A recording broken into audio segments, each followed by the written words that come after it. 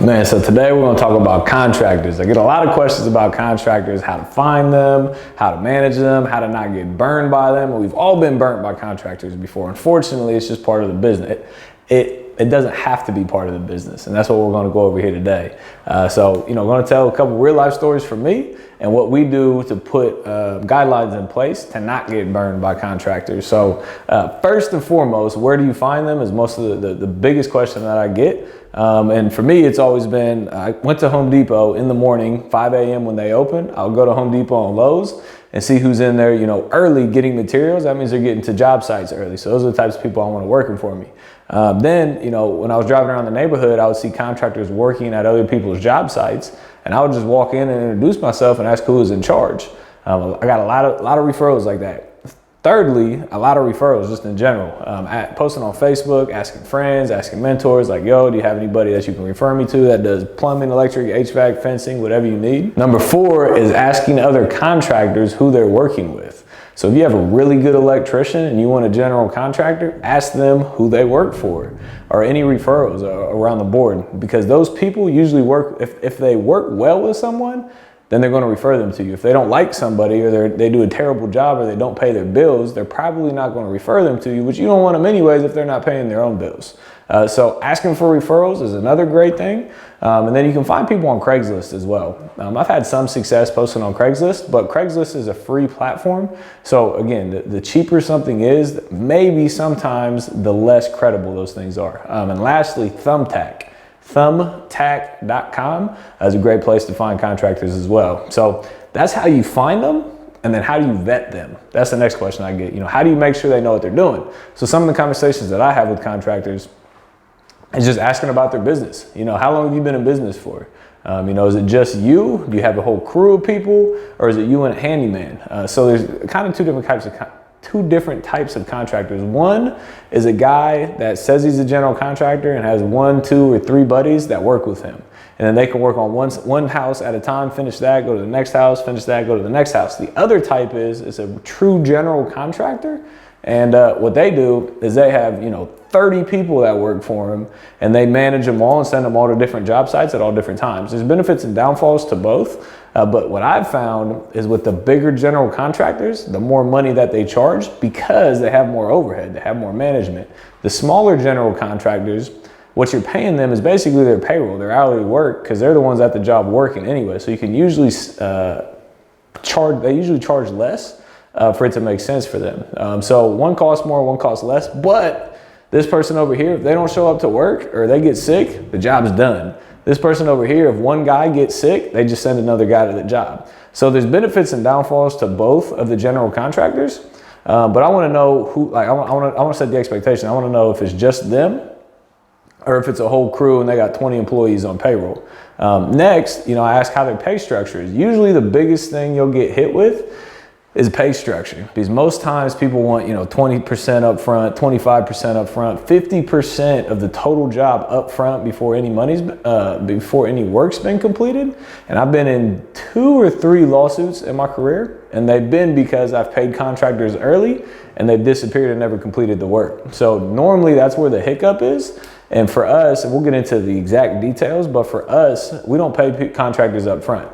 We pay as work is completed, but a lot of contractors don't want to do that because in essence, they're fronting portions of your job out of their pocket. And their fear is that you don't pay them, which is a legitimate fear. So it's struggling back and forth because you don't want to pay, but they don't want to front it. So where do you meet in the middle? Normally when it's a brand new contractor, we'll pay for the material and then we'll reimburse them for the labor after the labor's been completed. But again, sometimes contractors require 20, 30, 40, 50% up front or they're not doing the job, and that's fine. We don't work with them. We try to find a middle ground, or we just move on. So I want to know their pay structure. That's a huge question. Then you want to know about if they got workers' comp, and any other details. Ideally go and look at some of their jobs as well. you know, if they're doing work around the area or they were referred to you from a friend, I like to go and see their work. You know, either pictures of their work or have a buddy, you know, say that they do good work, that they've seen their work before. Or, you know, when I was out running a lot of job sites, I would go and visit these contractors' job sites and see if they were clean, see if their guys were smoking in the house, see if they swept up at night, see if they had materials scattered all over the yard, or if they actually had it piled up in a nice pile, because I want to see how these people work. I actually want to see their product, and then definitely go see a finished product, see how the finished product looks. But for me, it's always been how I kind of found them, and then how I vetted them in the conversation. But like I said, normally the biggest headache or the biggest downfall to negotiation with them is the money. Who gets paid first? When do they get paid? That's usually the biggest thing. And we have documents that help with that. So that's kind of that process. And then we call them the 6 critical documents, what we sign with contractors before a job starts. So the 6 critical documents, we'll go through one at a time. So the 6 critical docs, that's what we call them. First off is an independent contractors agreement. It's an ICA, an independent contractors agreement. What that means is basically just states that they're doing the work on what job site, what timeline, what their company name is, what the payment's gonna be, you know, big high level of the project. So that's what an independent contractors agreement says. You know, I blankety blank LLC is doing work for blankety blank LLC at 123 East Main Street. Total job cost is $40,000. I need to be done within 90 days. So something else in the independent contractors agreement, that's a little nugget here. We usually do a late penalty. So, you know, I'll ask them, how long is it gonna take you to do this project? And if they say 90 days, I'll give them 104 days. So I give a little bit more time, and then I charge a late fee. So if my carry cost, my interest, taxes, insurance, and everything is $70 a day, I'll charge them $70 a day that they go past that 104 days, because I'm losing money at that point. So if they give me a time, I add some time to it just for unknowns. Again, this is barring any big change orders. You know, if a wall falls in because of termite damage, you're gonna have to extend that timeline because that's not their fault. But barring anything crazy like that, that's their timeline, and any day after that is a late penalty. Again, that's gonna be something hard to enforce because a lot of contractors won't do that, especially in the day that we are right now, because there's plenty of work everywhere. So again, that might be something you have to negotiate as well. Either, you know, put it to 0 or cut it down drastically. But independent contractors agreement, then you need we call it a hold harmless insurance agreement.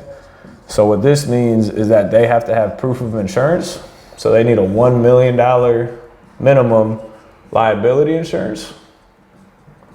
And they have to show that to us, and it's a hold harmless, basically stating if they walk into the property and hurt themselves, then they hold us harmless. Again, if that stands up in court, I don't really know, but it's a great thing to have on the front end because you don't have to worry about it at that point. But that's what a hold harmless and insurance agreement is. And then a really, really big one is a draw schedule. This is huge. What this means, you know how I told you in the negotiations, one of the biggest issues is the payment structure. So that's what a draw schedule is. And what that does is it puts in the price per draw, the requirements that need to be done for the draw to be paid, and a target date for that draw. So what that looks like, let's say it's a $40,000 job. For whatever reason, you know, the first draw, let's say, is after demo and framing, clean out demo and framing, you know, then I'll give you a $5,000 payment. And, you know, that should take about 7 days. So, you know, we're going to put that on the 19th. And then the next payment will be after, you know, drywall and landscaping. And then that'll be another $5,000 draw. And, you know, that's going to be, you know, 7 days after that. And then the next payment will be, you know, $10,000 for painting, trim, and floors. And then once they have painting, trim, and floors done, you give them $10,000, and then they put a projected date out. So you do that through the whole project, and then the date is not what, you know, is not the end all be all. For the date, you know, projects, timelines can change and stuff. That's just a guide. But for me, the requirements that need to be done for that payment to be paid, that's what I look the most at. So if they need plumbing, electric, and HVAC done to get a $20,000 draw, they need to have plumbing, electric, and HVAC done to get the $20,000 draw. They can't come to me and be like, yo, you know, plumbing's done, electric's done, HVAC, you know, is almost done, or it's going to be done tomorrow, I promise. I just need that draw. Okay, cool, finish it, and I'll pay you. So that they're going to try and get money out of you all the time. So if you put a draw schedule in place, follow the draw schedule. Again, if something crazy happens, then yes, I've negotiated the draw schedule before. So, you know, if they need plumbing, electric, and HVAC to be done, if they have plumbing and electric done and not HVAC, and it's a $10,000 draw, maybe I'll give them $5,000, maybe, of the $10,000. So that's just something you got to negotiate yourself and what's best for your business. But you know, the draw schedule is there for a reason. And then the final payment is always when all the work is completed. So you always want to have a final payment, because if you pay everybody and then you know, you run out of money, I need that last check and I'm gonna finish the work next week, they're not coming back. I promise you, I've learned it the hard way. So always have a final payment to pay that contractor at the end of the job. You know, next thing is a W-9. So what that is you need their EIN number if they're a business, or you need a social security number if they're an independent individual doing the contracting work.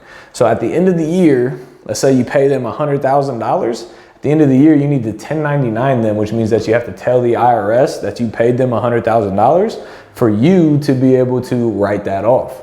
Let's say you get audited, and let's say you paid them 100 grand, but you never got their EIN number, so you can never, you know, let the IRS know. Then you get audited, and they say, great, where's the proof of payment to this contractor? And you show them checks, and they say, okay, cool, where's the W-9? And then you don't have it. You might be stuck paying those taxes. So if you pay someone 100 grand and they don't claim that, and the IRS sticks you with it, you could pay $30,000 or $40,000 in additional taxes that you don't have to pay, because they won't accept that as a write-off. So this is huge. Before any payment is made, on the first check, you have to get a W-9 from that contractor. The first check, because I've done it before where I've paid, and at the end of the year, I'm like, oh crap, I got to go get 20 W-9s. I'm sorry, this is a 1099.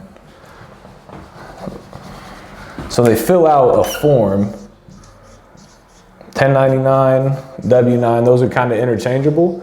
They fill out one of those, and then at the end of the year, you send out a 1099. So I was right. The W-9 is what they fill out. The 1099 is what gets sent out at the end of the year.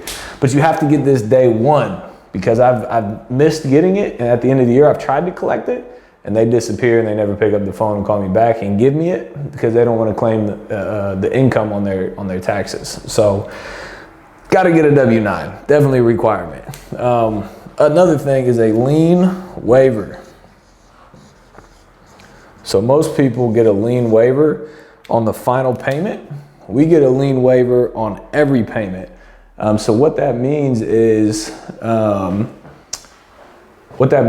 that when we pay them, they cannot lien our property because we've already paid them. So think about this. Let's say it's a $50,000 job. You pay them 10 grand, 10 grand, 10 grand, and you don't get any lien waivers because you're waiting to get the lien waiver on the last payment, and then he disappears and you guys have a dispute and he thinks he's owed more money, you don't have any lien waivers. In essence, he could claim that you never paid him anything and slap a lien on the property for $50,000, meaning that you cannot sell that property until you pay that man, or argue it in court that you don't owe him that money. But if you have a lien waiver for every single payment that's made, if he puts a lien on the property, then you just walk in and say, look, he signed all these lien waivers, he's been paid, I'm good to go. And then usually they'll lift the lien a whole lot easier. And real quick, just so we all know what a lien is a debt that's owed on the property. So like a bank is a lien holder on a property. A private money lender is a lien holder on a property. A contractor can put a lien on your property and claim that you owe them, $30,000, meaning that you cannot sell the property with free and clear title until that lien is handled or paid off. So this is huge. Last thing you want to do is get to the end of a project, think you're going to make $30,000 in profit, and boom, you got a lien waiver from one of your contractors, and now you got to argue with him of why he should not be paid, and you got to pay your attorney to make that argument for you. So got to get lien waivers. Huge, huge, huge, huge, huge. Last thing 1, 2, 3, 4, 5. So 6 critical docs. The last thing, most importantly, is a scope of work. Not most importantly, but very important. So SOW is scope of work. So what that means is that tells everybody exactly what work needs done on the property. So instead of you walking through the house like, yeah, I want to put a new door there, you know, I want to change that light fixture, and like, let's swap those kitchen cabinets out, and let's put a new toilet in. And it's just he said, she said. You can get into a lot of arguments, a whole lot of arguments, because it's he said, she said. Contractors can be like, oh, you didn't tell me that, or no, we didn't use that level of finish because you didn't explain that level of finish to me. So scope of work solves all those problems. So when we buy a property at the very, very beginning, we create a scope of work. And what that means is that we list everything out on the property that needs changed. So if we want the house painted, if we want new trim put in, if we want a new roof put on, if we want new windows, if we want flooring put in, if we want anything done to the property, we list it top to bottom. And we go from exterior, so exterior finishes, to interior finishes. And then interior, we break them down per room. So we'll do kitchen, living room, bath, bedroom, and then we'll break down electric, plumbing, and HVAC as well. So it's very clear what we want done on the property. And let's say we're changing out the cabinets. We'll give them an SKU number, which is how Lowe's and Home Depot and everybody tracks products. We'll give them that SKU number that we want for the material that we want put into the property, so they know exactly the piece that we want in the property and exactly how much it costs. So then again, it eliminates the arguments. They can't be like, oh, I only budgeted for a $30 light fixture and you want a $100 light fixture. Be like, yeah, I gave you the SKU and the price right there in the scope of work, so you should have budgeted for a $100 light fixture. Solves a lot of problems. So anything that you want changed and or replaced, give them a SKU number. Like drywall and 2x4s, we don't give SKU numbers for those. But flooring, flooring, electric, light fixtures, kitchen cabinets, granite countertops, stainless steel appliances, tile, any of those things, we give them SKU numbers. So it's very clear what we want put into the property. And the biggest thing, another huge question here, we get one estimate, which includes both material and labor. So it's a material and labor estimate. So there's 0 arguments. A lot of contractors will only want to do labor estimates because they'll say, well, I don't know what level of material you want to put into the property. And I said, you are absolutely correct. And I fully understand where you're coming from, because I wouldn't want to miss budget either. So what I've actually done, I actually got this 4-page scope of work, and it has the SKU numbers and the price next to every piece of material we want to put into the property. So it tells you from day one exactly the level of finish that we want. So you can include that in your estimate. So material and labor bid, so you know exactly what you're all in for, or what you're going to be all in for from the very start of the project. What I see a lot of times happen, especially with newer investors, they get a labor estimate, and let's say they're budgeting 40 grand and the labor comes in at 20.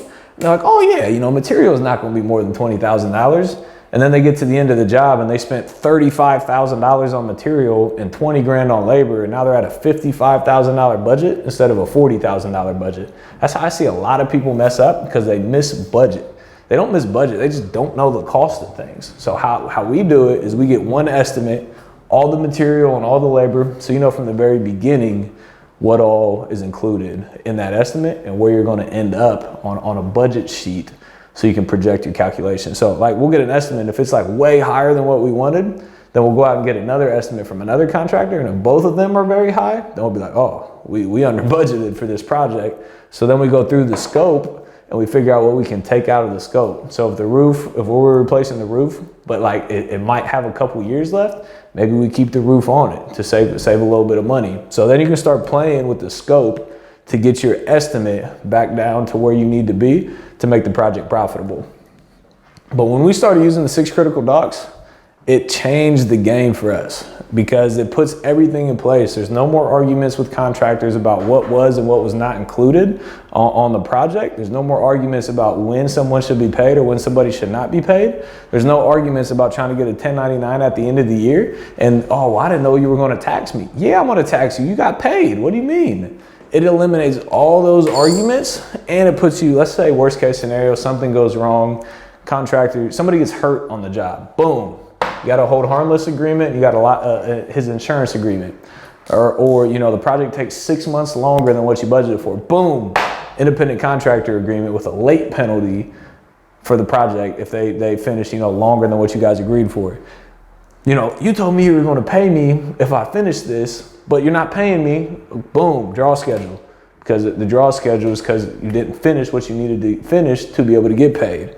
Or lien waiver. No, fuck that. I'm liening the property. I deserve more money. Nope. Here's the draw schedule that we agreed to. Here's the overall price that we agreed to. And you signed a lien waiver that said you were paid in full. So there's no argument there. And then this is the biggest thing, the scope of work. What was and what was not included. So this solves majority of your problems. Now the last thing here, I struggle with this. You know, sometimes I'm slow to fire, and it's burnt me every single time. When you get into a job and there's a contractor that doesn't show up to work, or that when you have those dates of timelines on the draw schedule and they're 3 weeks behind schedule and they're like, oh no, we're going to catch up. And you think like, oh, I guess they're going to catch up. I guess they're going to work overtime. And they continue to not show up on the job site, that's a problem. And it's not going to get any better.